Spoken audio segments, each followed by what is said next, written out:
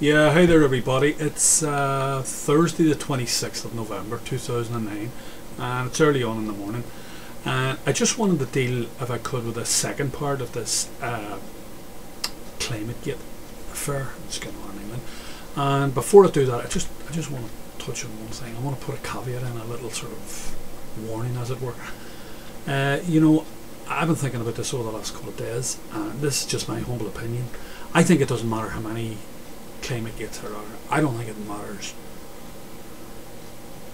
who hacks into what computer, who sees what emails were written, who does what, who. It's all an irrelevancy. This is all going to be suppressed. This is all a tiny part of a huge political interface between the Western world and the emerging third world. And I include China in that third world. And what this is a big international political interface between the West and the East. That's really what this is. This is a big, huge interface between the developed world and the developing world. So I believe America and Europe have made their bed. They've pinned their colours to this mast, and they're using this scientific pseudoscience. That's the only way I can describe it. It's pseudoscience. It's not a real science at all. It's not really based on anything that's of substance or reality. And there's certainly no empiricism involved in it anyway. And they've made their bed, and come hell or high water, for the foreseeable future, they are going to run with this. They are going to have their Copenhagen summit, and our finance minister is going to introduce a carbon tax. Do you think he's not going to introduce a carbon tax on December the 9th because somebody hacked into a computer in East Anglia? I don't think so. No, this is going to happen. This is big politics at work. And it's always been this way, that what has happened is you've got politics and science, politics and the church, politics and the military, politics and the media. And it's all there for one purpose, and one purpose only. And that is to legitimise the illegitimate. That's its only purpose. It's to legitimise the illegitimate. And America and Europe are about, at the moment, they are about China, and the Far East represents a serious threat to America and European dominance of the world, specifically America. And they have now nailed their colours onto this mast, and this mast is the control that they're going to have on the likes of China as the emerging industrial power in the world. That's what this is about. It's not about whether or not polar bears have fucking islands to live on up in the Arctic or wherever they live, alright?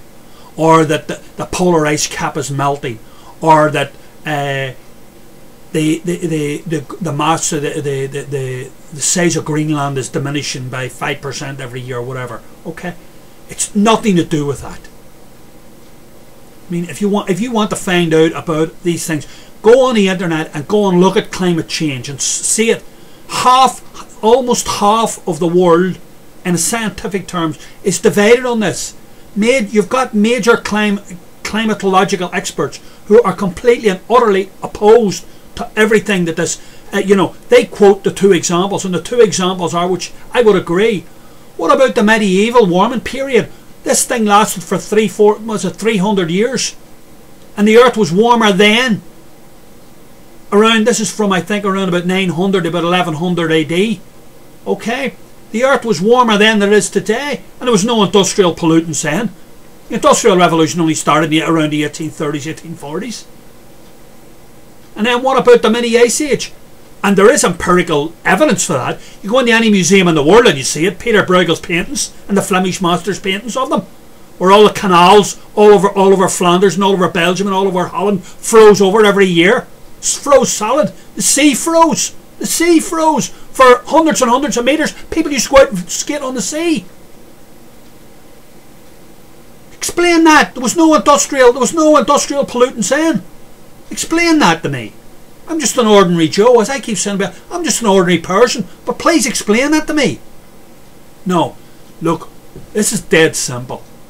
These guys, like this man, Professor Phil Jones, he runs the biggest faculty, one of the biggest faculties in the world, in East Anglia University.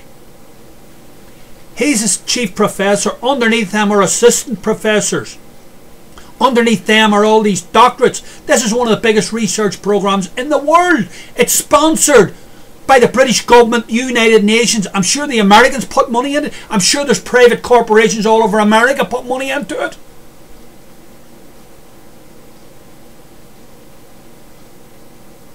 I just find it very, very interesting that when America was on the rise 50 years ago, we didn't have any global warming. Or when Britain was on the rise in the 19th century, there was none of this scientific global warming then. Oh no.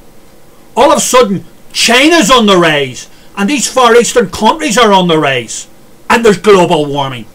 Because the hegemony of America, the dominance, the political dominance, and the financial dominance of America as a world power is threatened. That's the reality of this situation. That's really what's going on.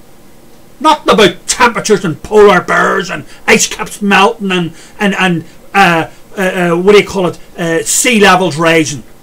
This is all bullshit of the first order. Temperatures go up, temperatures go down, climates change. I think our contribution to it is minuscule, if at all any. We're going to discuss this. I'm going to end this up here because there's other things to discuss. I hope I haven't raved on too much there, but I just want to show there's a political basis to this. This has got really nothing to do with climatology or the study of climate or man's interest in the well-being of the world. Alright? Our understanding of the world is that it's minute.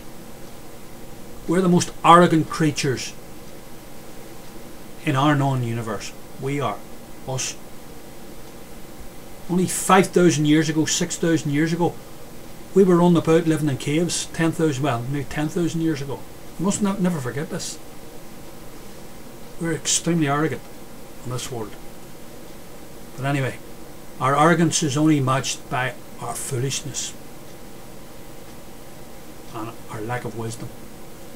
Listen, we'll continue this later, okay? I have to think more about this.